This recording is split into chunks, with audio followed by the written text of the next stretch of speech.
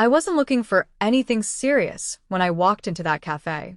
I had just gotten out of a long, exhausting relationship and needed time to breathe. Love was the last thing on my mind. But then I met Ethan. He wasn't flashy or overly charming. He was just sincere. That kind of quiet confidence that makes you want to keep talking. We shared a table because the place was packed. A few awkward jokes later, we were talking like old friends. He asked about my favorite books, and when I mentioned one he hadn't read, he wrote it down like it mattered. That small gesture caught me off guard. Our conversations didn't feel forced. They flowed naturally, without trying too hard.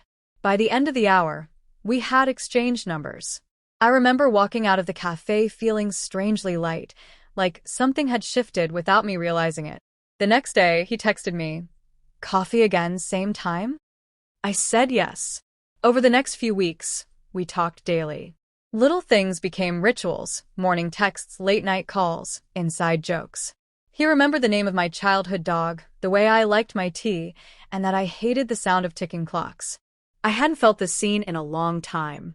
It scared me a little, how quickly he was becoming a part of my life. We went on our first real date 2 weeks later. Dinner at a cozy place he picked out because they served my favorite dessert. He wasn't trying to impress me. He was just thoughtful. Every conversation felt like peeling back another layer. He spoke about his childhood, his fear of failure, his dreams of opening a bookstore someday. I shared things I hadn't told anyone in years. He listened, really listened, like my words mattered. When he held my hand for the first time, it wasn't dramatic. It was gentle, reassuring. Like he was telling me without words that I was safe. It had been so long since I felt that way with someone. I caught myself smiling without reason, looking forward to each day, wondering what he'd say next, what we'd do next. One evening, while watching a movie at his place, he leaned in and whispered, "I don't know what this is yet, but I want to find out with you." My heart skipped. Not because it was some grand declaration, but because it was honest. I believed him. Things moved quickly after that. Not in a rushed way, but in a natural progression of two people who simply enjoyed being around each other. My friends noticed the change in me. I was happier, lighter. For the first time in a long time, I felt like I could build something real. I didn't realize then how complicated real love could get. I didn't know the same heart that made me feel alive could also leave me questioning everything. But at that moment it felt perfect. And I let myself believe it was. Our relationship grew quickly, but not recklessly. Ethan became a steady presence in my life. We spent weekends exploring bookstores, cooking together, talking about everything from past regrets to future plans. He made me feel like we were building something that mattered. When he introduced me to his friends, they seemed genuinely happy to see us together. One of them even joked, "You've changed him." And I smiled, thinking maybe I had. He wasn't perfect, but he was kind, consistent, and made me feel loved. Or so I thought. After a few months, I started noticing small shifts. He became harder to reach during the day, replying with short, vague texts. "Busy at work," he'd say, and I believed him. I didn't want to be the insecure one who questioned everything. But it was hard not to notice how present he once was and how distant he was becoming. Calls that used to last hours were cut short. Plans were rescheduled. He still said the right things, but something had changed. I couldn't explain it, but I felt it. When I brought it up gently, he laughed it off.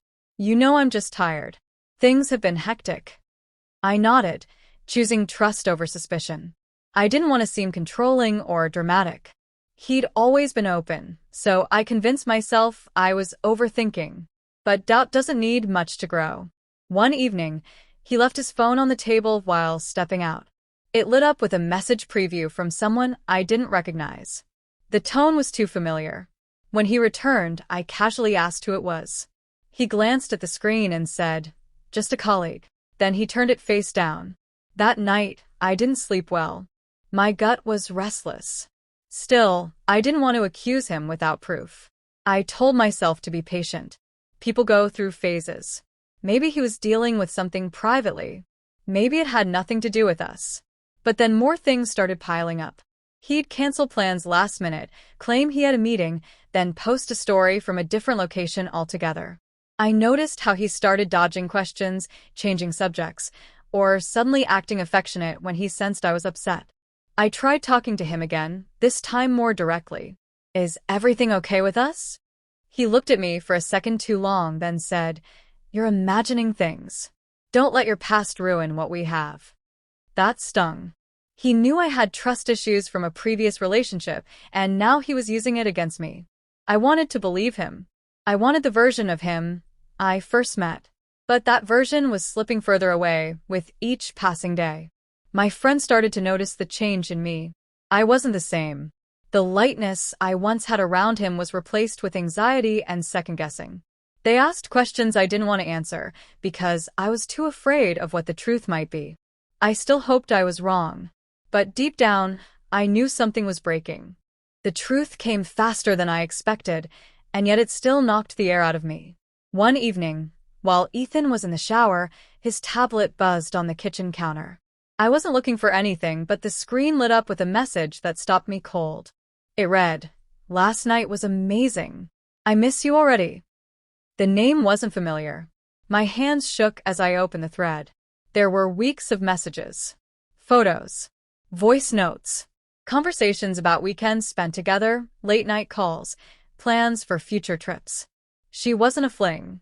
She was someone he had a whole life with. And he had never mentioned her, not once.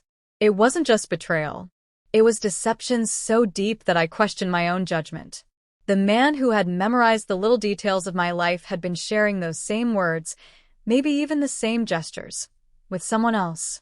I scrolled through message after message, each one peeling away a part of the illusion I had believed in. There were timestamps that overlapped with moments he'd told me he was working late or traveling for business. I felt sick. When he came out and saw the look on my face, he knew. I didn't even need to say anything. He stood there, silent, towel in hand, waiting. I asked one question. Who is she? He exhaled slowly and sat down, not even trying to deny it. It's complicated, he said. I asked again, and he confessed. They had been together for over a year before he met me. She lived in another city. They had taken a break. He met me during that gap. But then she came back, and he didn't know how to end it with either of us. He said he cared about both of us, that he never intended to hurt me, that he didn't plan for it to go this far. He looked at me like that made it better, like being loved by a man who lied was some kind of twisted compliment. I didn't cry. I didn't scream. I just sat there, staring at someone I no longer recognized. The quiet was louder than any fight could have been. He tried to justify it, said he was confused, that he didn't want to lose me, that he hadn't made up his mind. But I wasn't an option. I wasn't someone to be paused while he figured things out. The weight of it all hit me in that moment. Every shared memory, every late-night talk, every kiss, it was all tainted. Not because those moments weren't real for me, but because they weren't honest for him. I stood up, said nothing, and left. I didn't slam the door. I didn't give him the satisfaction of knowing how deeply he'd hurt me. But as I walked away, one thing was clear. Everything that had felt safe, warm, and certain was now shattered. And there was no going back. The days that followed were heavy. Not dramatic, just quiet and aching. I didn't answer his calls. I didn't respond to his long texts filled with apologies and explanations. I wasn't interested in his reasons anymore. I had spent months trusting someone who had been living a lie. And now I had to sit with the weight of that betrayal, piece it apart, and somehow move forward. But it wasn't easy. Love doesn't switch off just because someone fails you. I still missed him. Still remembered the way he looked at me like I mattered. That memory haunted me more than anything else. People told me I was strong for walking away, but strength didn't feel like strength. It felt like silence. Like staring at a phone I wouldn't touch. Like replaying moments I once cherished, now layered with deceit. I questioned everything, not just him, but myself. How did I not see it? How did I believe every word, every promise? Trust wasn't something I gave easily, and now it felt shattered beyond repair. I carried it with me into every conversation, every room, pretending I was fine while my heart was still processing the blow. Weeks passed, and I tried to reclaim my space. I deleted photos, threw away little gifts, stopped walking by the cafe where we first met. It was a slow, deliberate process of letting go. But the hardest part wasn't erasing the past. It was facing the future with a heart that no longer knew how to believe. I kept asking myself if love was worth it again. If giving someone that access to your soul was ever truly safe. But the answer didn't come quickly. Healing never does. Then came the toughest decision. One evening, he showed up at my door. Not with excuses, but with remorse. He said he'd ended things with her, that he realized too late who he truly wanted. He said he would do anything to fix it, to earn back what he broke. For a moment, I stood there frozen, torn between what I once wanted and what I now knew. A part of me still loved him. How could I not? But love without trust is a hollow thing, and I had learned that the hard way.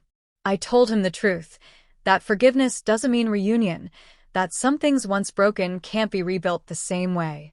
I thanked him for the good moments, because they were real for me, even if they weren't for him. But I also told him that I was choosing myself now. Not out of pride, not out of punishment, but because I deserved peace. I deserved honesty. And I wouldn't settle for less again. He left quietly, and I closed the door behind him for the last time. I didn't cry. I didn't feel triumph. Just clarity. Sometimes love isn't about holding on. It's about knowing when to let go. That was my choice. And it changed everything.